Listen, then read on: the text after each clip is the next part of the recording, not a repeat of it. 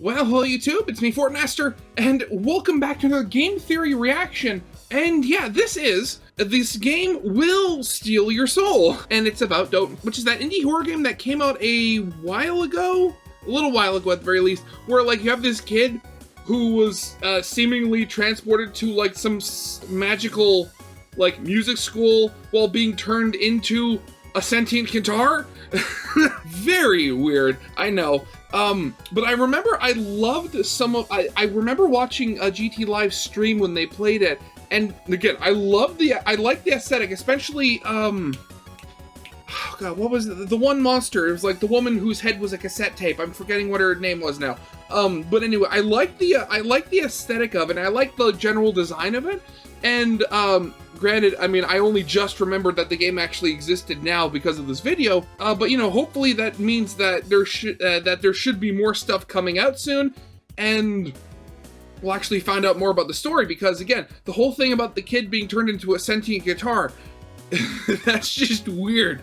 So, I mean, yeah, I'm trying to think. I mean, I think, if I remember correctly, there were things hinting last time, like, the mother and the father, I think, were estranged, and like the father took the son before he woke up in the magic music school, and there was like this weird, I hesitate to use the word animatronic, but like robotic guy in like a box that was helping him out. Again, it's been a while since I've heard anything about this game, so yeah, I should probably get this thing started. So, yeah, of course, as always, you know, original videos linked in the description if you haven't seen it for some reason. Corner video linked to my film theory reaction. And yeah, with all that out of the way, let's get this thing started then, shall we? Oh no, it's happening again! Except, I hate to break it to you, Matt retired like months ago. So you're just gonna have to settle for me instead.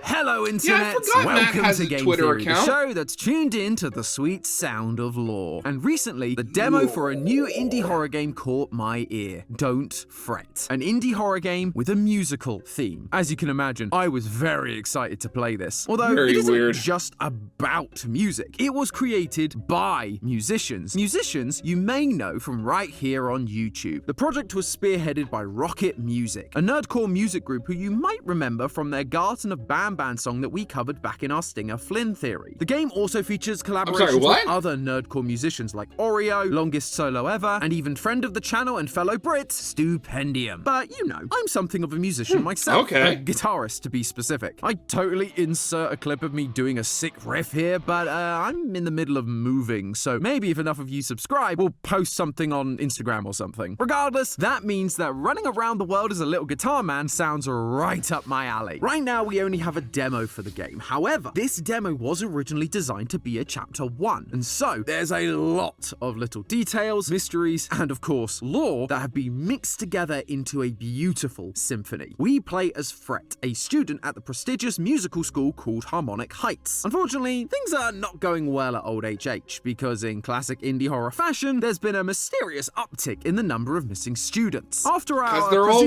dad comes banging on our door demanding to take us away to some event, we wake up inside a guitar case within Harmonic Heights, and it's up to us to figure out what's happened to the missing kids, why we're a guitar now, and whether we can stop it. So get your instruments tuned up, loyal theorists, as we explore the the story beats of Don't Fret. I'd love it as like a last-minute twist that you, at the end of the game, you never turn back into an actual human, so just for the rest of his life, he's a guitar. Which, oh god, that's weird.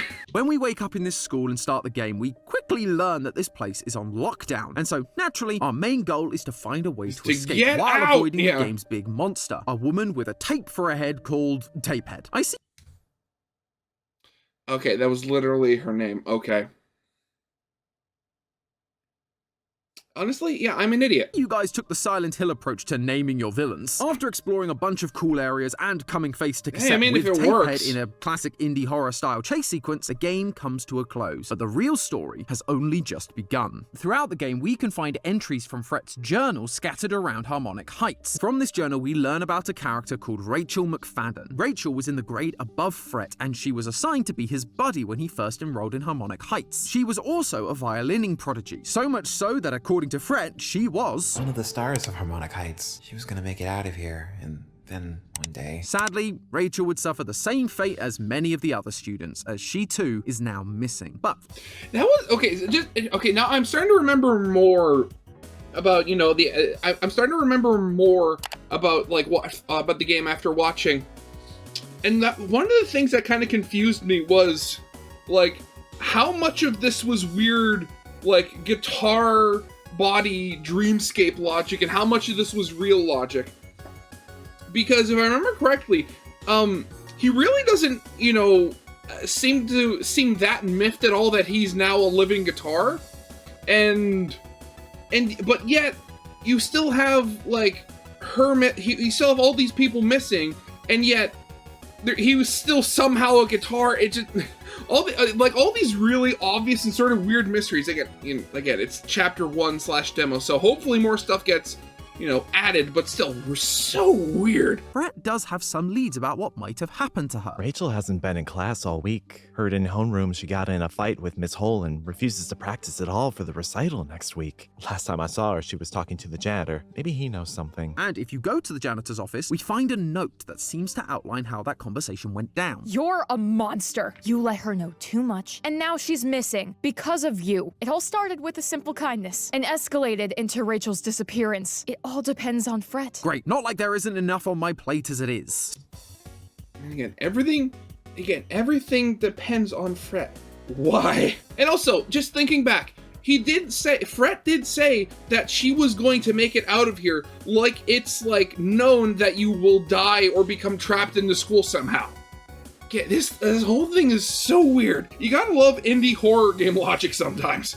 So, the janitor let some information slip to Rachel. But what? Well, before she disappeared, Rachel was apparently pretty freaked out about some weird creatures that she saw roaming around the school at night. Rachel pulled me aside after practice today and really scared me. Last night she snuck out after hours and swears she saw something in the hallway. It had to be the night cleaning crew, right? Rachel must have thought pretty similarly here, leading to her speaking to the janitor, who clearly didn't hide the truth, and that caused her to disappear. We also find notes from other students that talk about these same strange creatures and what they are, that they hide in vents, and that they're afraid of the light. If it wasn't clear, those notes are kind of our instructions, because eventually we get to see these things for ourselves. They're these small humanoid creatures wearing what looks like school uniforms, but with their faces covered in paper sheets, music sheets. If you explore the school a bit more, you can find one of these costumes hidden in one of the students' abandoned lockers. Seems fitting for the monsters in a music school, almost as if they're fulfilling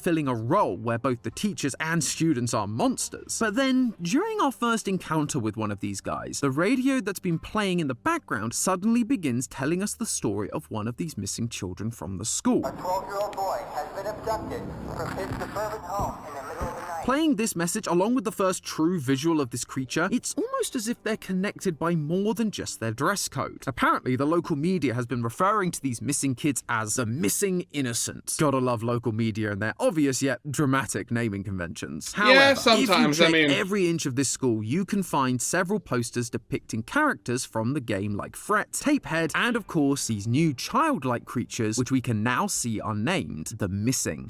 I'll take What Happened to the Missing Children for 200, Alex. These creatures, the Missing, it's just non-Jeopardy anymore, though. The missing children from the school. Could you say it was a missing children's incident? That's why they're storing their uniforms in lockers. Let's They're keep just FNAF away from old this. habits, dressed in the same clothes they wore every day to the school. What's interesting is that the radio DJ specifically says that they were abducted from their suburban homes. And what did we see at the start of this game? Our Fret dad being trying abducted. desperately to take us somewhere from our suburban home. Were we about to be turned into another one of the missing? Probably. Although clearly something intervened, Turning Fret into a guitar! turning us into a more complex style of monster like Tapehead instead of the generic Missing. Sadly, we don't have answers on the specifics for that right now. This is just a demo after all. But what I do have an answer for is why. Why are all these kids being turned into the Missing? And more importantly, who is responsible? It's because they were not good enough. So, throw out the trash and make them into minions! few things we are reminded of time and time again throughout this game is the recital that Rachel was apparently not practicing for prior to her disappearance. This recital seems to be a pretty big deal at Harmonic Heights. A welcome pack we find early on in the game mentions that Harmonic Heights puts on 2 recitals annually, and this is where the students are showcased to some of the top talents in the world, which makes sense, I suppose, for a music school. I wasn't part of a music school growing up, but our summer concerts were a massive deal regardless. Although these definitely aren't the grade school recitals that all of your friends and family can and are forced to sit through. This event seems to be a bit different. At the end of the demo, we find this letter written to a Dr. Sharon Reed, the founder of Harmonic Heights, and it details some strange requirements. Dr. Reed, on behalf of the Foundation, we celebrate this mutual partnership. Again, as part of the agreement, we will be putting on a recital twice per year with a strict privacy policy. It is of the utmost importance that you leave us to conduct this event behind closed doors. Your involvement in this matter is unnecessary and unwanted. We shall be in touch soon. Sincerely, X. Excuse me, sir. We still call it Twitter, thank you. So, this foundation are the ones Totally running agree the with that, recitals, yeah. not the school itself, which is an immediate red flag. But we gotta keep hunting for that lore, and the only way to do that is to speak with them directly. Hidden around the school are phone numbers that you can call using the in-game payphone to dispense some extra lore, and one of them is found where you'd most expect to find graffiti in a school: the bathroom stalls. Inside, we find a boy covered in blood and cassette tape. I wonder who could possibly be responsible for that, but that's not what's important here. Alongside messages about practicing and warnings about the upcoming recital, Also, Meatball? Apparently Meatball had to run. we get another one of these phone numbers, 555-7110. Calling it transfers us to what appears to be a receptionist at the Foundation, and she's not exactly thrilled that we've called her. Hello, Miss Stone at the Foundation. How can I help? Wait, I don't recognize this number. Who is this? Where did you get this number? Listen to me, you little brat. We're tracking you right now. You shouldn't have called in from... Wait, Harmonic Heights? We'll be there in just a moment. So clearly, the Foundation are not the good guys here. They Obviously, want to conduct yeah. these recitals full of the greatest young musical prospects outside of the public eye. But why? What kind of indie horror plot are they scheming? Well, okay, so I'm gonna start plucking things out of the air here. So given that it's an indie horror game, and we've seen, you know, the missing innocent these seeming children turned into monsters with like music sheets grafted to their face, basically. I'm gonna say it has something to do with the soul, like sucking it out of them, and to do so you have to use music, or either that or having like a good musical ability leads to better souls to be extracted for whatever their nefarious reasons are, you know, there. That could also say why Fret isn't a guitar, because maybe his soul was extracted, but whoever saved him stuck it into the guitar to keep it from being used for, again, whatever reasons. Again, it's an indie horror game. I've seen weirder.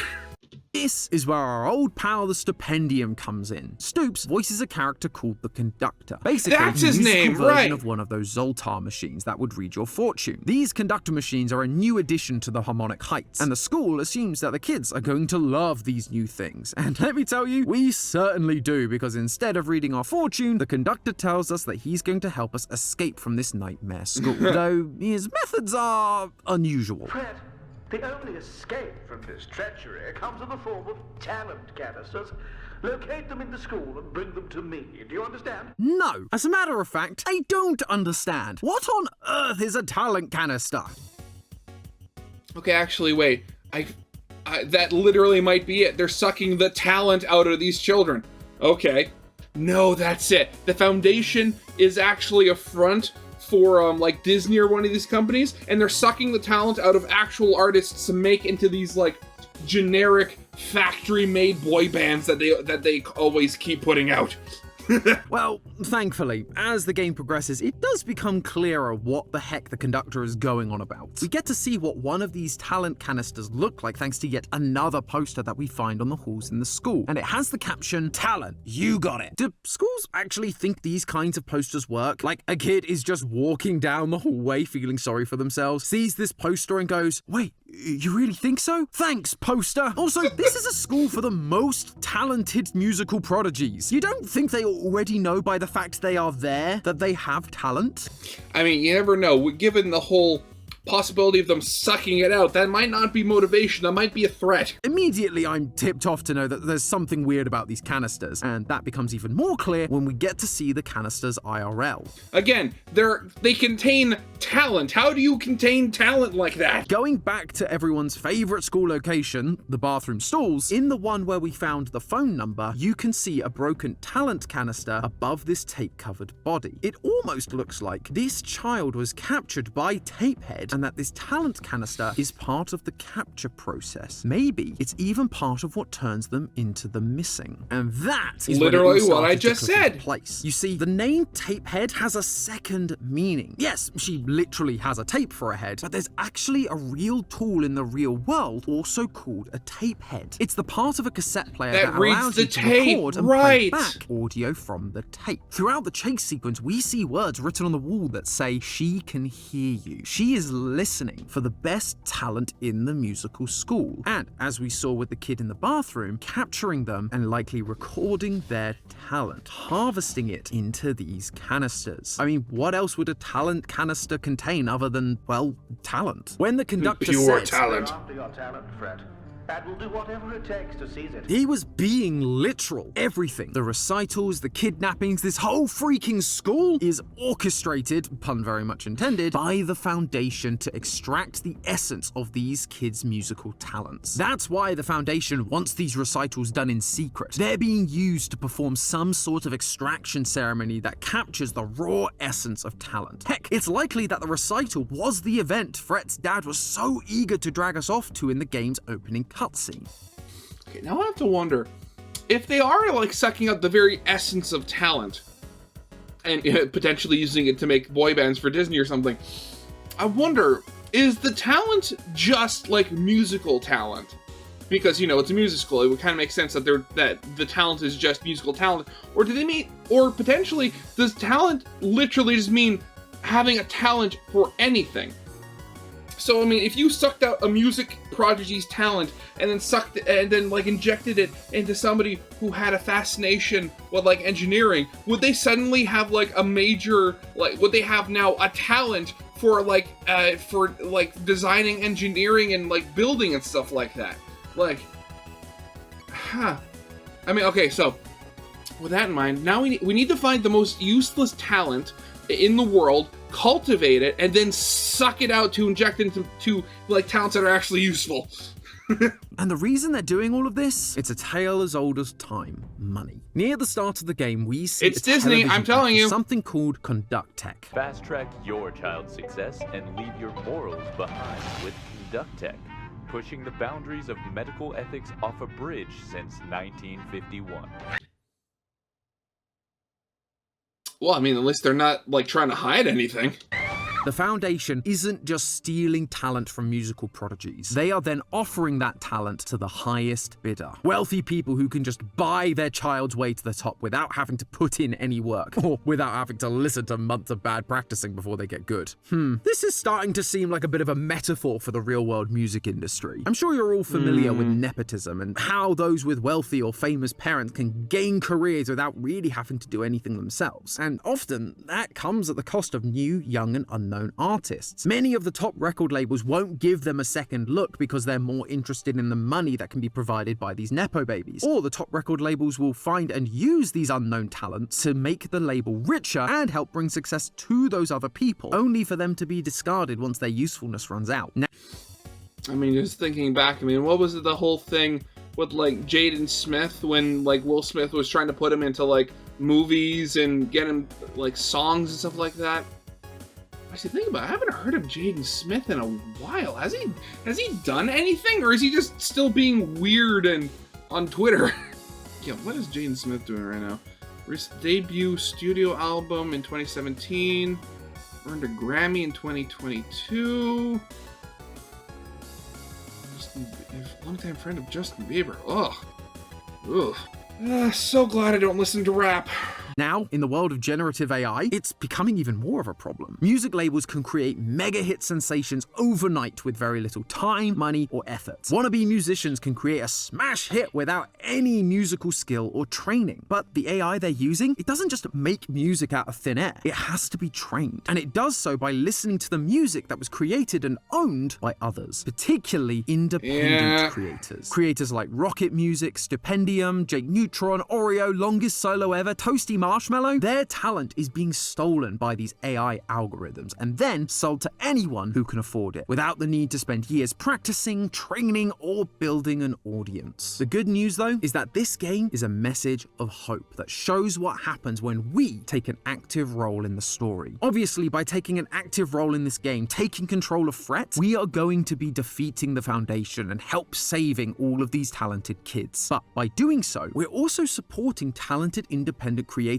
like Rocket Music, rather than those that wish to exploit them. Major record labels would never have picked up musicians making music about indie video games. But you guys, the fans, showed up for these once unknown artists, and as a result, they've been able to forge careers for themselves. These guys are selling albums, packing out concert venues, and now releasing video games. I wouldn't be surprised if at the end of this game, once we beat the Foundation and save everyone, we end up exposing the Foundation for everything they've been doing, and then watch Fret, Rachel, and all the other students go on to make a name for themselves independently, just like Rocket Music did. But I guess we'll just have to wait and see for when the full game drops next year. In the meantime, remember, keep supporting independent artists. And also remember, that's just a theory. A game theory! Thanks for watching.